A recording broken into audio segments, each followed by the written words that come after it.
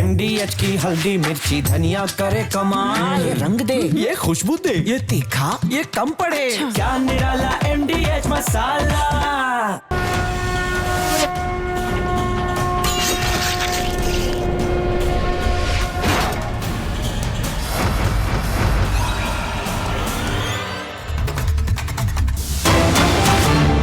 तो इस वक्त की बड़ी खबर आपको बता रहे हैं। अमित शाह ने कई बातें कही हैं। अमित शाह ने विपक्ष के तमाम आरोपों का सिलसिलेवार जवाब दिया है।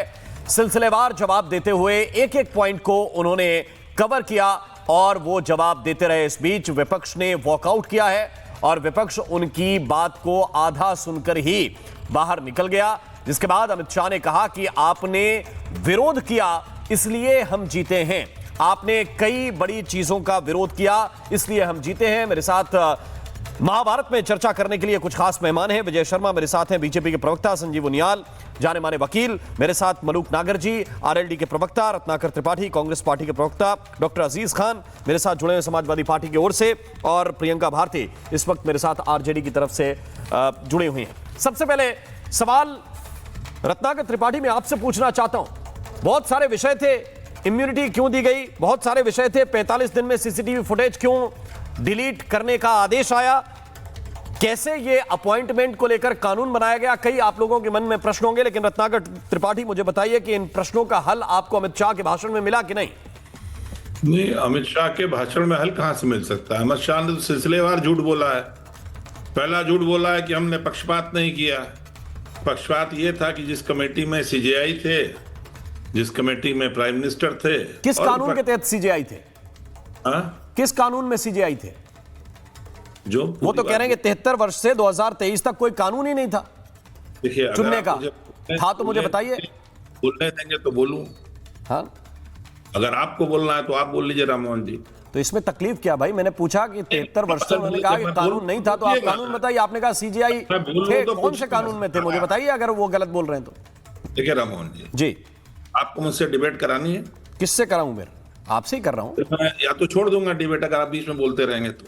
मेरे पास एक बीच में बोल रहा हूं, मैं तो पूछ रहा हूं कौन सा कानून सर जो आपके पास हो, तो बताइए तथ्य।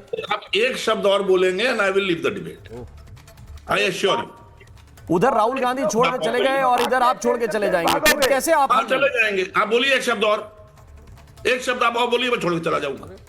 अरे कानून बता दीजिए। बोल रहा हूं अभी तो टोकरा चालू करते भाई। मैं बोल लूं तो पूछिए ना। डॉक्टर ने कहा क्या कि बीच में पूछिए? अरे एक कमेटी टेम्पररी बनी थी जिसमें सीजीआई थे, लीडर ऑपोजिशन थे, प्रधानमंत्री थे, कंटिन्यू करने देते, पक्षपात नहीं है। ये तो सवाल आपसे पूछा गया कि 2023 तक आपने कानून क्यों नहीं बनाया कोई? तो क्या आई एम लिविंग? क्यों? आप अपना चाहते हैं? अरे कारण तो बताइए। अरे छोड़िए सर, बीच में हर समय बोलते रहेंगे तो कौन आपकी बात करेगा? 2023 तक कानून नहीं बनाएंगे और बता रहे कोई कानून नहीं बनाया आपने। Thanks for calling me. Thank you very much Ratnakar Tripathi, thank you very much. और यही धन्यवाद राहुल गांधी को भी मेरा ख्याल है कि देना चाहिए। डॉक्टर अजीज खान अगर आप रिस्पॉन्ड करना चाहें। वो कह रहे हैं कि सीजीआई क्यों नहीं है इस कमेटी में। मैंने पूछा कि किस कानून के तहत सीजीआई पहले थे, क्या वो कोई कानून बनाया था आपने जो इस सरकार ने हटा दिया? अजीज खान जी आप बताइए। देखिए राममोहन जी, पिछले 70 सालों में क्या हुआ, 60 सालों में क्या हुआ, क्या वही लकीर लेकर के आप पीटेंगे? क्या उसी सारे मुद्दों को लेकर के आप आने वाले वक्त में अगले 50 साल तक उसी टेप को चलाएंगे? रिफॉर्म होना चाहिए, रिफॉर्म। चीजें अगर गड़बड़ हैं और अगर चीजें संदेह के घेरे में हैं और जिस पे संदेह किया जा रहा है, तो ऐसी परिस्थिति में उसमें सुधार लाइए, ट्रांसपेरेंसी लाइए, एक बात। और पिछले 70 साल का आप दुहाई कब तक देंगे? एक बात, हर मामले में पिछले 70 साल ये नहीं हुआ, पहले ये नहीं हुआ, पहले फलाना नहीं हुआ, ये सवाल नहीं है राममोहन जी। एक बात मैं आपको एक और बात बताना चाहता हूं। आज के जो हालात हैं, आप देखिए कि तमाम जो डेवलप्ड कंट्री है, उन डेवलप्ड कंट्री में ईवीएम से चुनाव नहीं होता है। आखिर इस देश में ईवीएम से चुनाव क्यों हो रहा है? जर्मनी, फ्रांस, इटली, अमेरिका, जितने बड़े बड़े डेवलप्ड कंट्री हैं, वहां चुनाव ईवीएम से नहीं होता है। उनको ईवीएम पर भरोसा नहीं है। जापान, ईवीएम की जो टेक्नोलॉजी है, मैं बोलूंगा तो आप लोगों को खराब लगेगा। ये ईवीएम लेकर कौन आया? राममोहन जी समझिए मेरी बात। नरेंद्र मोदी लेके आए। सवाल लेके आया, अगर वो चीज जो लेकर आए उनके सहारे आपने चुनाव जीता 2012 में। जीता कि नहीं जीता? नहीं सर, एक और चुनाव इसके जीता बाद है, ये उसमें सवाल कोई नहीं है। गड़बड़ी साबित नहीं कर पाए। अगर भाई कोई मेरी गड़बड़ी बात कहीं सुने, साबित हो जाती तो ये आपका प्रश्न भी मौजूद था कि भाई ये गड़बड़ी है इसलिए इसको रोक दीजिए। मैं कह रहा हूं सर, मेरी बात सुन ले, सवाल ये नहीं है कि चुनाव हम जीते या हारे, गड़बड़ी या लाया कौन, ये सवाल नहीं है। अब जो भी लाए, लेकिन अगर वो सिस्टमेटिक नहीं है, कैसे पहले नहीं? इन कंट्रीज में जिनपे हम नाम बता रहे हैं, अमेरिका में, फ्रांस में, जर्मनी में, पहले चुनाव ईवीएम से हुए हैं, उनको देखा, उसमें विश्वसनीयता नहीं कायम हो पा रही थी, गड़बड़ियां हो रही थी, उन्होंने जी, उसे हटा मनुक दिया। नागर आप रिस्पॉन्ड उन्होंने करेंगे, कहा फिर प्रियंका बैलेट भारती जी पेपर की तरफ मुझे होगा। जाना है, और वो भी मैं वेट कह कर रहा रहे हूं सर, हैं। बैलेट मनुक पेपर नागर से जी, क्यों नहीं करा रहे? ओके, मनुक बैलेट नागर जी पेपर से बोलिए, कराने में दिक्कत क्यों नहीं क्या करा है? रहे? मैं विजय जी आ रहा हूं। राम मोहन जी, पार्लियामेंट में ये लोग आज फिर भागे भगोड़े हुए, टेलीविजन छोड़ के फिर भागे भगोड़े हुए, घुसपैठियों को लाना चाहते हैं। ये क्लियर कट ये मुसलमानों में मैसेज देना चाहते हैं कि घुसपैठिए मुसलमानों से डायरेक्ट जुड़े हुए हैं। इनकी गलतफहमी है। हमारे देश के मुसलमानों का भारत सरकार की जो नीतियां हैं, भारत सरकार के जो मुसलमानों को सुविधाएं हैं, प्रदेश सरकारों की जो मुसलमानों की सुविधाएं हैं, उन हमारे देश के मुसलमानों का हक हम पाकिस्तान या बांग्लादेश या किसी भी बाहर के मुसलमानों को नहीं खाने देंगे। पिछले 17वीं लोकसभा के 7 सत्र इन्होंने नहीं चलने दिए, देश की गाड़ी कमाई का पैसा वेस्ट करा, और 6 सत्र इस 18वीं लोकसभा के नहीं चलने दिए, इन्होंने पैसा वेस्ट करा। ये झूठ बोलते थे, धोखा देते थे।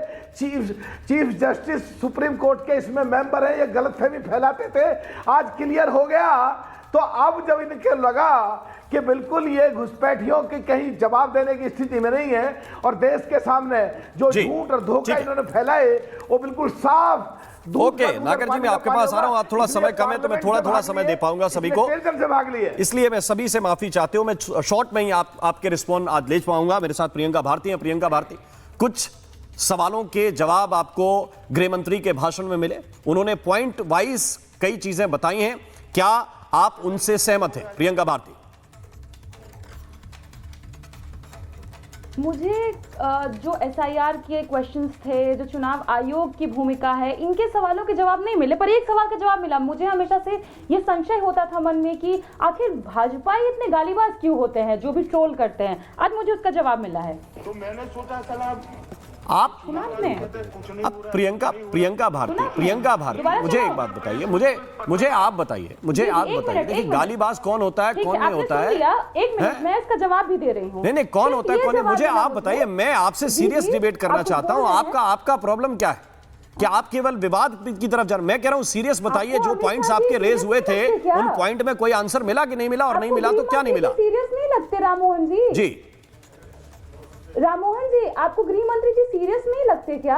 मैंने गृह आपकी मंत्री बात जी कर का रहा हूं। वीडियो चलाया जहां बोलिए, वो गाली देते हुए नजर आ रहे हैं, बोलिए। तब मुझे जवाब मिल गया है। उसके अलावा क्योंकि गृह मंत्री जी ने आज सदन के भीतर एक बात बोली, कहा कि एसआईआर वोटर लिस्ट को सैनिटाइज करने के अलावा कुछ नहीं है। मेरा मानना है कि इससे कुछ पार्टियों के राजनीतिक मकसद को नुकसान पहुंचता है। मैं उन पार्टियों से हमदर्दी रखता हूं। देश के वोटर उन्हें वोट नहीं देते, कुछ घुसपैठी उन्हें वोट देते हैं और वो अब चले जाएंगे।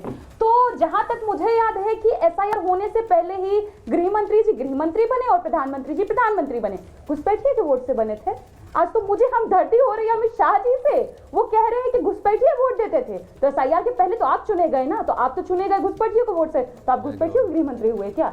तीसरी सबसे मुख्य बात यह है कि Anoop Barnwal versus union of India case में सुप्रीम कोर्ट ने यह जजमेंट लाया कि अब जो भी चुनाव आयुक्तों की नियुक्ति होगी उसमें सुप्रीम कोर्ट सीजीआई वहां मौजूद होंगे। इसके खिलाफ आप बिल लेकर के आते हैं और आपको दिक्कत क्या है? आपको नहीं, कौन सा जजमेंट आया? कौन सा जजमेंट आया? फिर से बताइए, कौन सा? आप मिसकोट कर रही हैं, आप मिसकोट कर रही हैं, आप मिसकोट कर रही हैं। एक अस्थायी कमेटी को आप नियम से रिप्लेस कर रहे हैं। आर्ग्यूमेंट इधर उधर नहीं जाना चाहिए, देश के लोग सुन रहे हैं। और इधर उधर की बात नहीं, 2023 की जहां तक आप बात कर रहे हैं उसको भी क्लैरिफाई अमित शाह ने किया है। सीजीआई की अध्यक्षता में जो कमेटी बनाने की बात है, वो क्या कानून था, क्या अस्थायी कमेटी थी? जजमेंट था वो।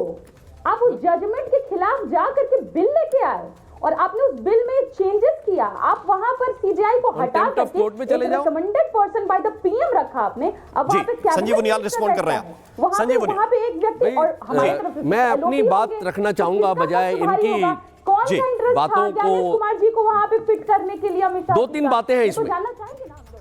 जब भी कोई लोकल लेवल का भी इलेक्शन होता है, एक छोटी सी कमेटी का, मंदिर बोर्ड का या किसी कम्युनिटी सेंटर का या किसी आरडब्ल्यू का चुनाव होता है, तो उसमें वोट्स देने का अधिकार किनको है उसको रेक्टिफाई किया जाता है। वार्षिक बेसिस पे छोटे से इलेक्शन में भी क्या क्या इलेक्शंस के लिए कौन कौन उम्मीदवार है, कौन कौन लोग वोट दे सकते हैं, उसको ठीक किया जाता है उस सूची को। स्कूलों में भी ऐसे हुआ करता था कि कौन सी क्लास में कौन सा बच्चा चढ़ा है, कौन सा नहीं चढ़ा, कौन सा ट्रांसफर हो गया, कौन सा नया आया। जब बड़े स्तर पर आते हैं, स्टेट में ऐसा होता है, तो एक देश में लगातार एसआईआर होता रहा। और एसआईआर को इन्वेंट भारतीय जनता पार्टी या बीजेपी आरएसएस ने नहीं किया था।